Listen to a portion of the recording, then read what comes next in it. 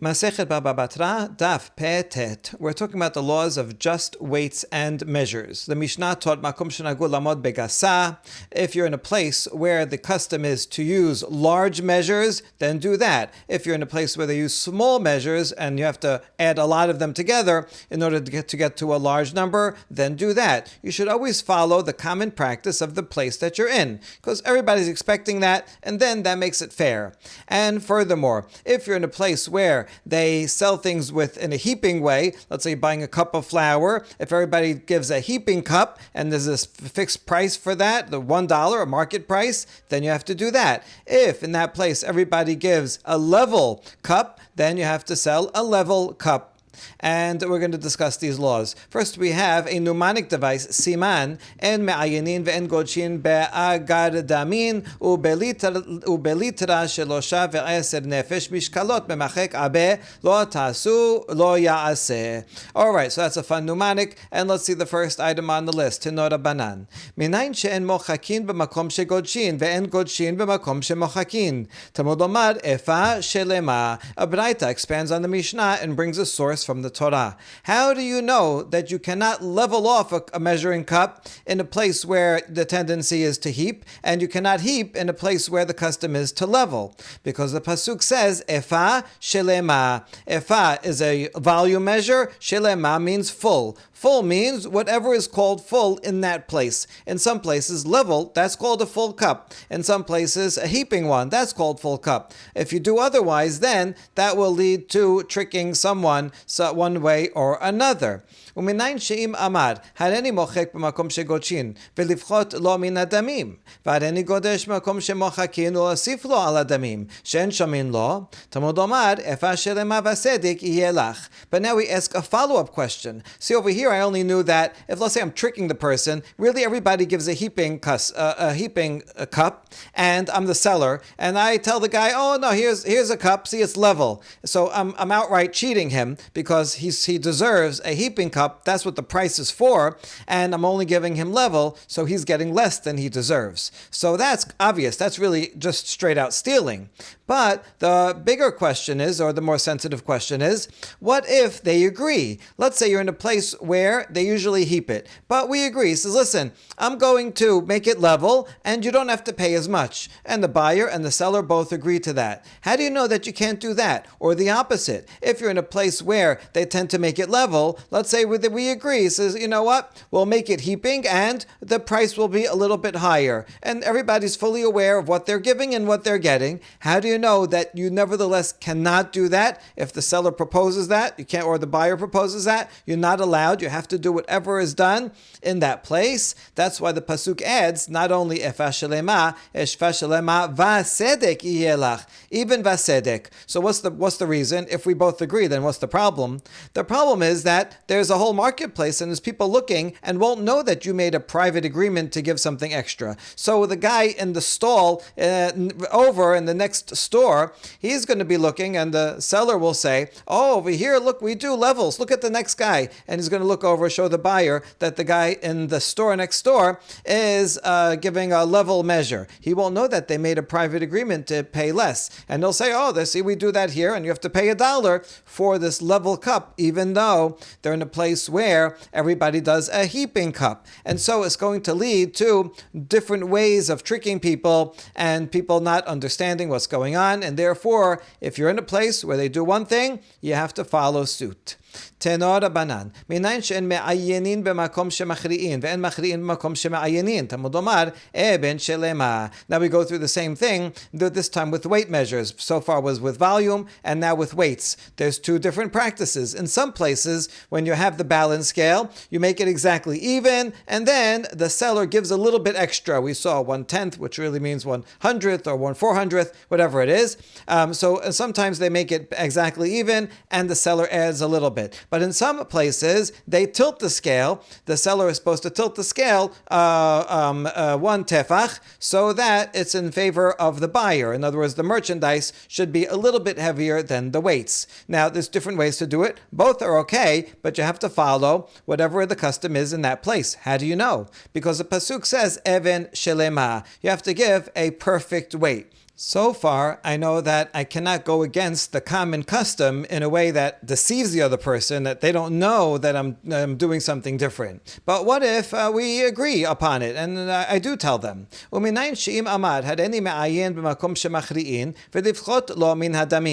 how do you know that, let's say we're in a place where generally people tilt, and so that's in benefit of the buyer. But let's say I say, listen, I'm not going to tilt it on your behalf, I'm the seller, and I'm going to make it even, but I'll charge you a little bit less. Can you do that? Or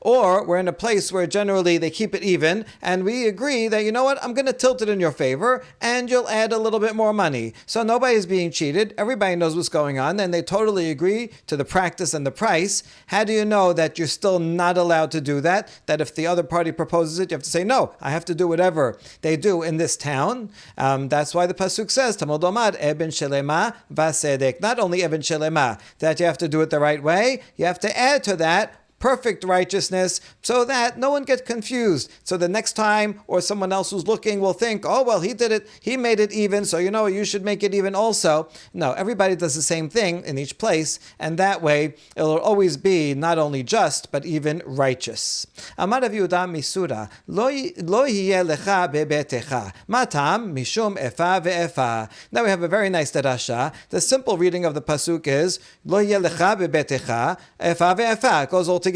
You should not have in your house a wrong volume measure. And the continuation of pasuk, lo yeh bechisecha eben va'aben. You should not have in your pocket a false weight. In other words, don't even have it. What do you have it for? Like, just in case I want to cheat someone or I want to steal? No, you're not allowed to even own it. Don't have it in your house. Don't have it in your pocket.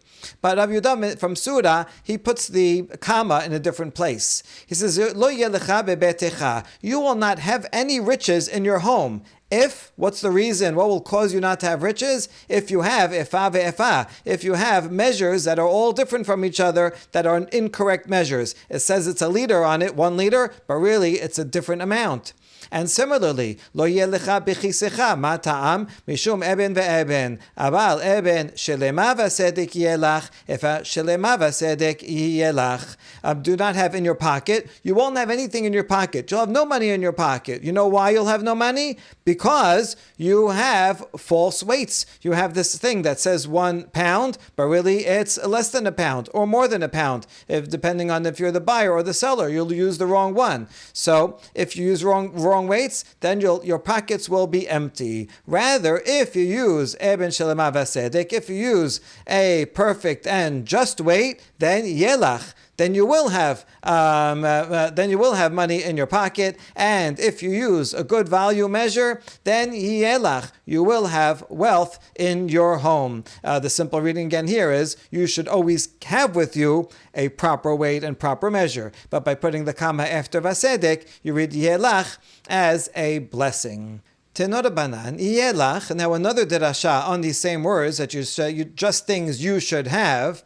This teaches melamed shema'amidin agar damin lemidot, ven ma'amidin agar damin lashe'arim. The Baraita teaches that Yelach, you should make sure that you have things that are just weights. So how do you do that? So this teaches that you should appoint inspectors for the measurements. People go around, they go from store to store. Hey, let me see this pound, and it'll make sure it's really a pound. Let me see this liter measurement, and it'll make sure it's really a liter. So you have these inspectors, and you have to appoint these inspectors, because the unsuspecting customer doesn't know the difference. He doesn't have expertise to be able to measure it. So therefore, you should appoint inspectors over that. However, you should not appoint inspectors over market prices. The author of this Baraita already read Adam Smith, The Wealth of Nations, that it's good to have free market competition. That will lead to the most efficiency in the market and will be the best both for manufacturers and for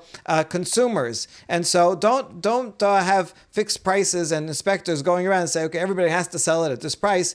It's not actually good for the economy. That's the Baraita. Ben nesiya okimu agar damin ben lemidot ben sha'arim. Now, the house of the Nasi appointed inspectors both for the measurement and for the prices. This is against this baraita. He made inspectors for everything, made fixed prices and all that.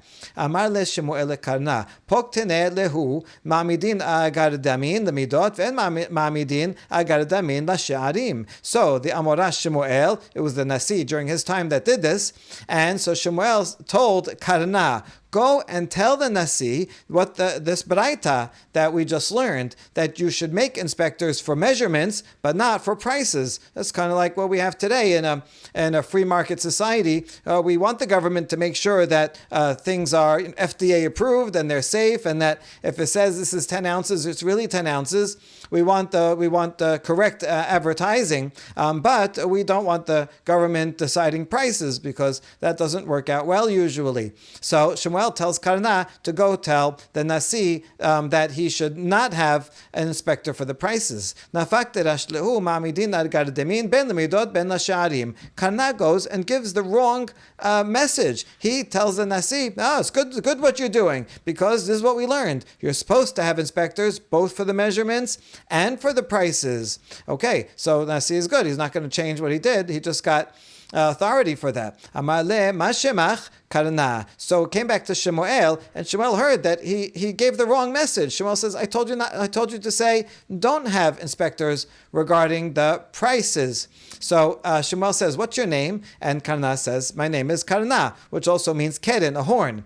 Tepuk le karna be'ayneh. So you deserve to get midah keneged midah. What your name is, you should get that, and a horn should come out of your eye. Nafka le karna be'ayneh. And sure enough, a growth came out of his eye as punishment for not following Shemuel. Viu keman saban. Karna must have had some source, right? What was his source? Who was he following? Ki hadamar Rami bar Hama amar Rabbi Yitzchak ma'amidin agar damin ben amidot ben ash'arim mipenei harama'in. Oh, he must have been following Rami bar Hama in the name of Rabbi Yitzchak, who said that we do appoint inspectors both for measurement and also for prices because of the tricksters, the swindlers. They would come and they would offer, let's say, high quality grapes. So I'm charging more. Other people I'm charging $2. But he would put only the high quality grapes on top and then put bad grapes on the bottom. And so he's changing the prices, but he's tricking people, and they're not so careful to know. Or he's going to do other kinds of monopolies. He's going to go buy up all the competition and then have an unfair monopoly or things like that. And so according to Rami bar Chama in the name of Yitzchak, you need some market inspectors also regarding the prices, and Karna was following that in disagreement with Shemuel.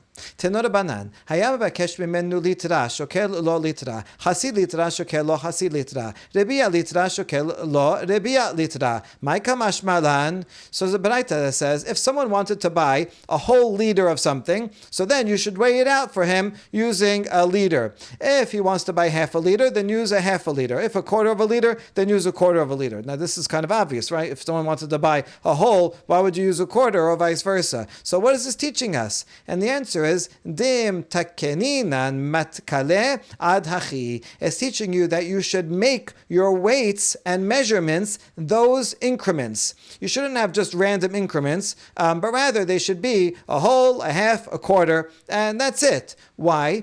Because let's say you say, I'm going to make a third, increment also. If you make a 1/3 weight and a quarter weight, well, a third and a quarter are only different from each other by 1/12, and so it'll be easy to change one for the other. Right? Someone's going to come and say, I want to buy a third, and so then the seller brings out the quarter weight, and most people aren't going to know the difference between a third and a quarter. It's hard to tell, and so it's going to be easy to trick people that way, and therefore only have standard measurements, and then it'll be clear, well, which are using the quarter or using the half, that you could tell the difference between those.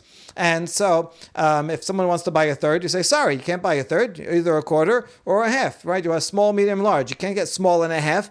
It's these are the standard increments. Teno Rabanan. Hayam bekesh mimenu shelosha rib'ei litra. Lo yomar lo shekol li shelosha rib'ei litra achat achat, ela shokel litra umaniach rebiya litra im habasar. Another Braita teaches that if someone wanted to buy 3/4 of a liter, here it's a weight measurement of a meat, let's say. So what you should not do is put a quarter weight on one side and then weigh 3 times a quarter pound of meat, another quarter pound of meat, and another quarter pound of meat. You shouldn't do 3 times. Rather, you should try to minimize on the number of weighings that you have to do. So how do you get 3/4 in one weighing? This is a good math puzzle. Easy. You take 1 full liter weight on one side, and you put a quarter weight on the other side, and the meat that you want to measure. So then the quarter pound of weight and the 3/4 of meat will even out with the 1 pound on the other side, or one litra on the other side. What's the reason? Well, because every measurement that you do has a little bit of room for error, and that's why you have to add more to each one or tilt it each time. So the more measurements you do, the more tilting you're going to have to do, the more room for error, and the more that the seller is going to have to give up to make up for that room for error. And therefore, it's more fair to always do, if you can, only one measurement that will cover the whole thing. And that way there's only one time that there's room for error. Teno Rabanan, hayam bekesh mimenu 10 litrin, lo yomar lo shekol li achat v'hachreya, ela shokel lo kulan bebat achat, v'noten hechreya le'echad lechulan. Similar concept as before. If someone wants to buy 10 litra of meat, so you should not weigh one by one litra, and then weigh again, another one, and second 1 litra, and a third 1 litra. Rather, you should weigh all 10 at once. Get 10 litra weights and put all the meat on the other side and do one weighing, again for the same reason, because there's going to be more room for error if you do 10 measurements than if you only weigh everything all at once.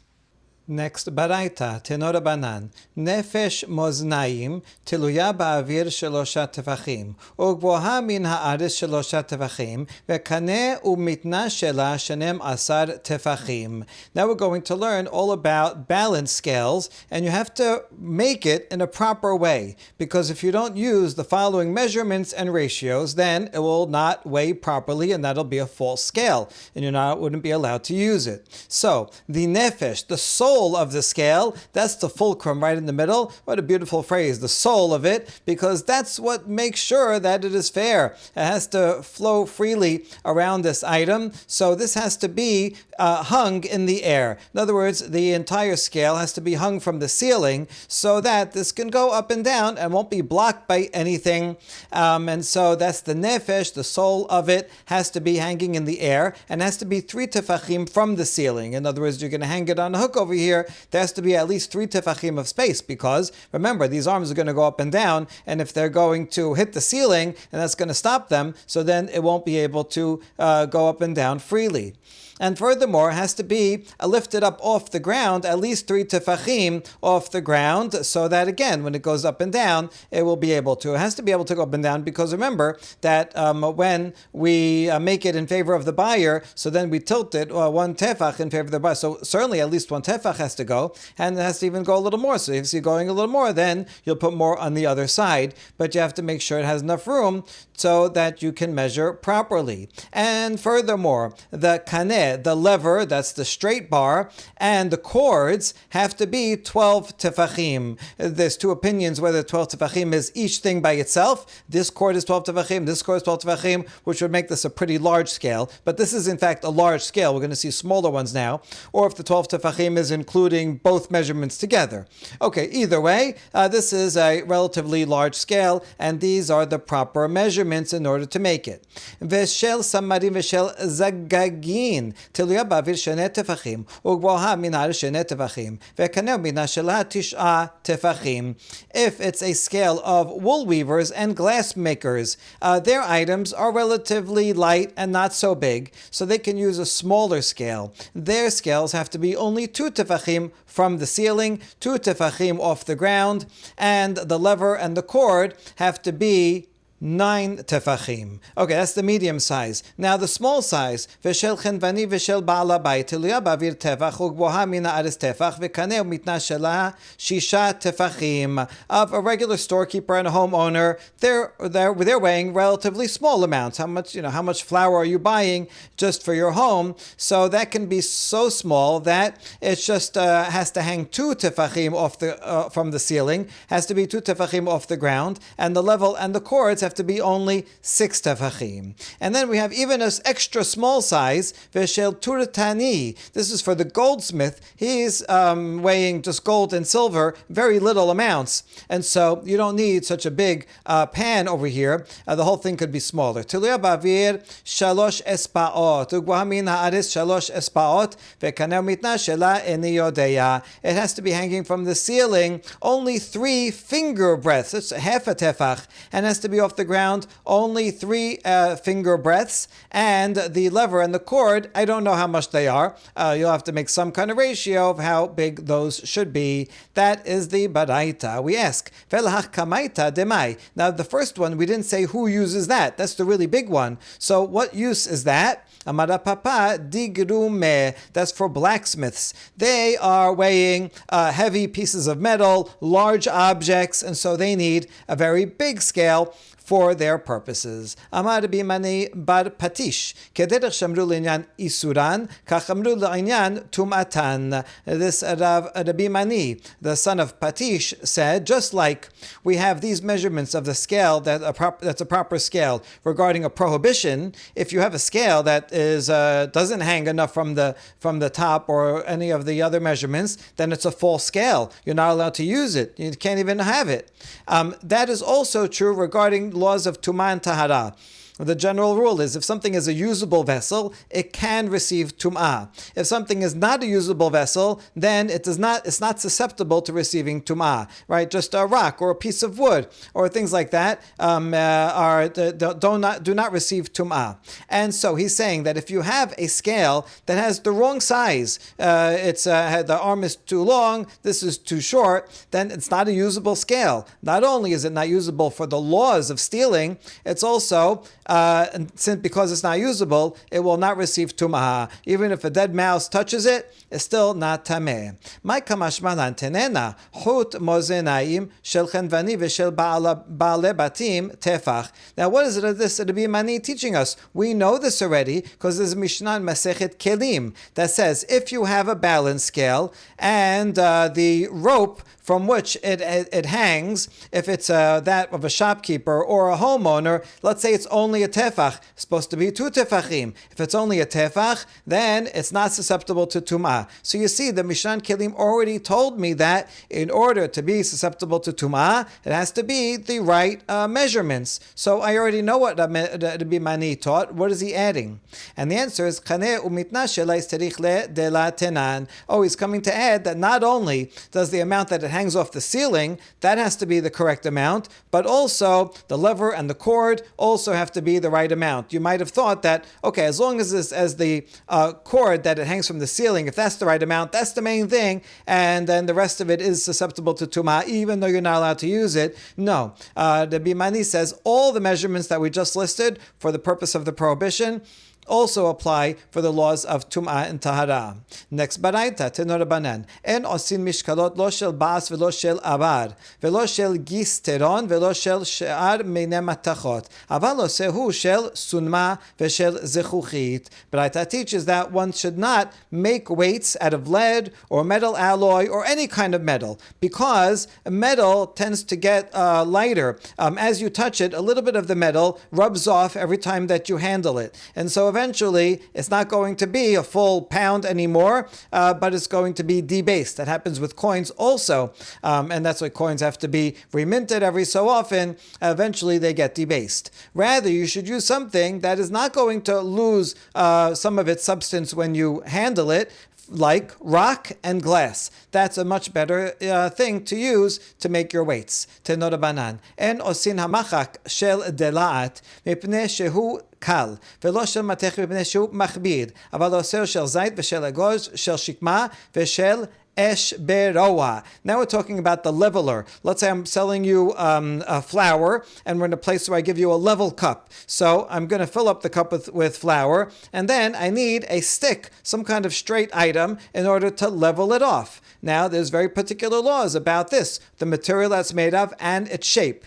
So this leveler, you should not make it out of a gourd, because gourd is light and flimsy and it's not going to level off properly. Also, don't make it out of metal, because that's too heavy and it's going to weigh down and going to level too much. The light one is going to take off too little. The heavy one is going to take off too much. Rather, you should make it out of an olive tree or a nut tree or a sycamore tree or boxwood tree. Any of these woods are good. They're not too heavy, not too light, medium weight, and nice and straight, and that will give you the right amount for something level. Tenor banan, en osin tamachak sido ehad av v'sido ehad kasad, lo yimchok bebat achat shemochek bebat achat, ra' lamoched v'yafeh lalokeach, v'lo yimchok me'at me'at, shera' lalokeach v'yafeh lamoched. And when you make the leveler, don't make one side thick and one side thin, because the thick side is naturally going to take off more than the thin side. If you make it like instead of think of a ruler that has the same thickness all around, imagine a ruler where one side is thick and then it tapers off and gets thin.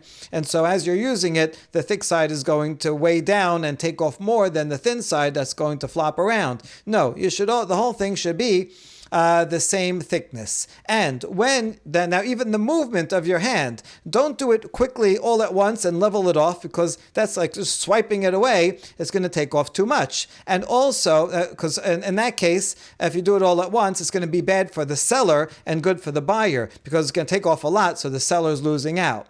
And also, don't do it very slowly, a little bit on this side, then a little bit on that side, very slowly, because that's going to take off too little, and that will be bad for the buyer and good for the seller. Rather, you do it in one nice motion that's not too fast, not too slow, right in the middle, and you see how careful these baraitot are to get everything just right, so nobody is being cheated, not even one speck of flour.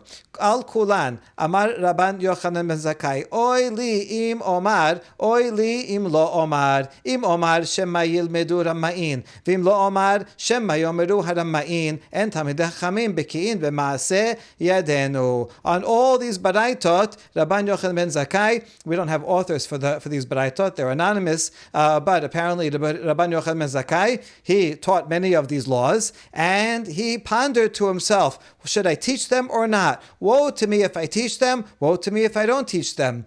If I teach them, then here's what I'm doing. I'm giving ideas to the swindlers. The thieves, they didn't think of this necessarily. And now I'm going to tell them, oh, don't make one side thick and one side thin. And then the swindler is going to say, oh, that's a good idea. I think I'll do that. That way I can get more for myself. He wouldn't have thought about that himself. So sometimes I think maybe I shouldn't teach this because I'm giving them bad ideas. And on the other hand, if I don't say it, also that's a problem, because then the swindlers will say, oh, see the sages, they don't know what they do. See, we can trick them because they don't realize our tricks. And therefore he has to say, listen, we know all your tricks, we're on to you, don't even try that. This is a good question for a teacher. A teacher tells class, listen, nobody can use a smartwatch during a test, because then you could look up the answers. So now all the kids are thinking to themselves, oh, I never thought of that. That's a good idea, actually. I think I better go get a smartwatch. I'll just wear it in my other hand. I'll hide it from the teacher. And so you're going to give them ideas by telling them, don't do this, then they're going to get ideas of all the different ways that they can cheat. And so, on the other hand, the teacher wants to say, listen, I know all your tricks, right? I know you write things on your hand, you write things under the desk, and so I know all your tricks. Don't try any of them. So this is the dilemma. Amara or lo amara? Now the question is, did Rabbi Yochanan ben Zakkai teach these things, or did he not teach them? Well, we have them, so obviously he taught them to someone. The question is, did he teach them in public, or did he teach them only privately to his students? Amar Rav Shmuel bar Rav Yitzchak Amaraha u'mehaykera Amaraha ki yesharim darchei Adonai v'sadikim yelchu bam u'posheim yikashlu bam. And so Rav Shmuel, the son of Rav Yitzchak, said he did teach them in public, and he based himself on this pasuk from Hosea that the ways of Hashem are correct, are upright, are straight. The tzaddikim, righteous people, will walk in them, and transgressors, sinners, they will stumble over them. And so he's going to teach them, and he has to teach them, because this is the truth, and people have to know the right way to go. And the tzaddikim, they will then be careful, extra careful. The tzaddik, he wants to know. He might make his leveler out of something too light, out of a gourd, and he won't realize that he's cheating someone by doing that. So he wants to know. So you have to teach it so that tzaddikim, they can follow it precisely, and they can be on the lookout for scammers. So it's important. If there's a sinner, and the sinner, by learning this Torah, he's going to use it for his own personal advantage to steal and stumble in it, that's the way it is, right? But the Torah is straight, must be taught, must be publicized, and hopefully good people will use it for good things, and it's not the teacher's responsibility if there's some sinners that end up using it for their evil ways. Tenor Rabbanan, lo ta'asu avil b'mishpat, b'mida b'mishkal u'b'mesura, b'mida mizomidat karka, shelo yimdod le'echad bimot hachama u'le'echad bimot hageshamim, b'mishkal shelo yatmin mishkelota b'melach, b'mesura shelo yartiach. The pasuk says you should not do evil in judgment regarding measurements, weights, and misura, another type of measurements. So what are these three things that says you should not do unrighteous things in this regard? Bamidah, that's talking about measurement of land. When you measure land, let's say using a rope to measure land, that's what they would often use. Do not measure for one person in the summertime and for another person in the winter time during the rainy season. In other words, let's say you have two people, they own something in partnership, and you're going to split it, and you want to split it evenly. Well, here's the thing. The rope can contract and expand depending on the season. In the summer season, these flax ropes would get all dry out and very stiff, and because of that, it was relatively shorter. In the winter season, when it was wet, it got stretchy and flexible, and then it was a little bit longer. And so if you measure for one person in the summertime, he'll end up getting more than the one in the winter time, where the same rope will stretch out longer. And so that's not fair. So you have to, if you're measuring for two people that are supposed to get equal amounts or whatever they're supposed to get, then you have to measure them both in the same season, so that'll be fair. Bamishkal, that's talking about someone who puts his weights, let's say metal weights, and you put them into salt, and the salt eats away at them and makes them a little bit lighter. So that's a way to cheat if you're using certain types of weights by putting them in salt. And misura is talking about foam, that you're not allowed to pour liquid in a way that will cause it to foam up, and then that foam will be taking up space, and you're going to end up selling less than the proper amount. If I'm selling you a pint of beer and I'm going to pour it in such a way that it makes a lot of foam and then give it to you, you're actually getting less. But rather, you have to pour it, tilted and slowly so that the foam will go down. So you see, even foam, which is a relatively small amount, but you have to take that into consideration. And do not sell something that has foam in it when you're supposed to give a full measure without the foam. Ve'kal v'chomer uma mesura she'echad misheloshim v'shisha belog. Hikpida alav Torah kal v'chomer lehin v'chasi ahin u'shishit ahin u'rbe'it ahin velog v'chasi log u'rbe'it v'chasi tomen ve'ukela. And we can learn a kal v'chomer from this. If the Torah cares about this little measurement of misura, how much is that foam? It's 1/36 1/6 of a log. It's a tiny amount. It's like a small shot glass of volume. And yet the Torah says, don't cheat someone, not even when it comes to that small amount. So all the more so if you would cheat someone regarding a hin, a big amount, or a half a hin, or a third of a hin, or a quarter of a hin, or a log, or a half a log, or a quarter of a log, or a half a tomen, or an ukela. All these amounts, no matter how big, no matter how small, the Torah says you're not allowed. Don't justify yourself that, oh, I'm only cheating a little bit, or I'm only cheating relatively a ratio. It's a small amount compared to this large amount that I'm selling him. No amount is too little to be called cheating someone. Amar Rav Yehuda Amar Rav, Asur l'adam sheyashem midah hasera, o yetera betoch beto, va'afilu hi abit shel meme raglayim. Rav Yehuda says in the name of Rav, a person is not allowed to keep in his house a measurement that's the wrong measurement, either too little or too big. And even if you're just going to use it as a chamber pot, let's say someone has a bowl that's supposed to be 1 gallon, says 1 gallon on it, but it's in fact too little or too big. So a person says, listen, I'm not going to use it for business. I want to keep it in my bedroom. I'm going to use it just for a chamber pot. I'm not buying and selling anything in it. Now, it's a good pot. I don't want to just throw it away. Can he keep it in his house for that? Rav says, no, you're not allowed. Who knows, right? One day you're going to be like, oh, let me get that pot. I can go and cheat this person. Amar Rav Papa, lo amaran ela be'atra de la chatime, aval be'atra de chatime, ila hazeh chatima la shakil. Rav Papa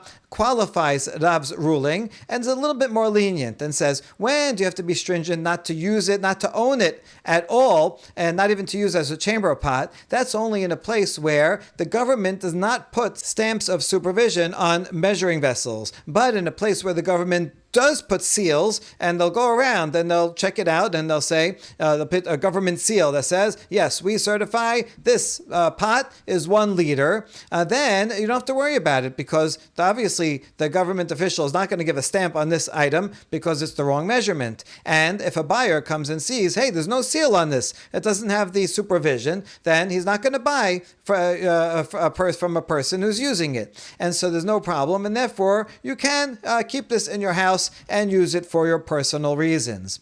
Batra de la chatime name, lamaran ela de la mehandesi, ava mehandesi lehetlan ba.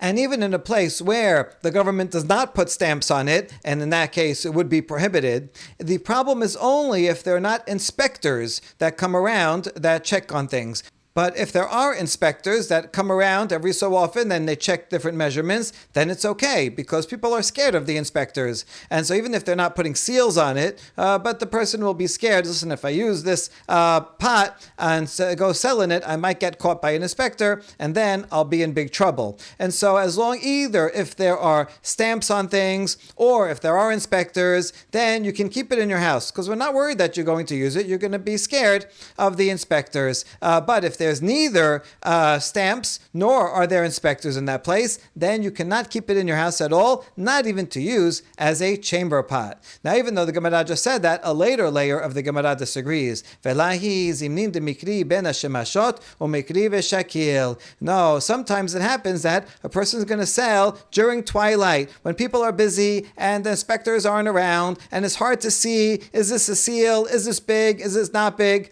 and the person will be tempted to go and get that false pot out and bring it and use it. And so therefore, the final lesson of the Gemara is, don't have it at all. Don't keep it in your house. Don't keep it in your pocket. Don't keep it in your room for a chamber pot. Don't use it at all, because you may be tempted one day when the inspectors aren't looking, when they're not around, you may be tempted to use it, to cheat with it, and therefore do not own them altogether. We also have a baraita that backs up the conclusion of the Gemara just now. Tanya namehachi lo yashe adam midah chasera o yetera betoch beto va'afilu hi abit shel meme raglayim. Baraita teaches one should not keep in one's house a measurement that's too little or more than its advertised amount in his house, even if it's being used as a chamber pot. It's not being used to buy and sell. Nevertheless, don't even have it in your house, so that way there's no possibility that one will ever come to use it and cheat people with it. We'll learn the rest of the Baraita on the next daf. Baruch Adonai Olam. Amen ve'amen.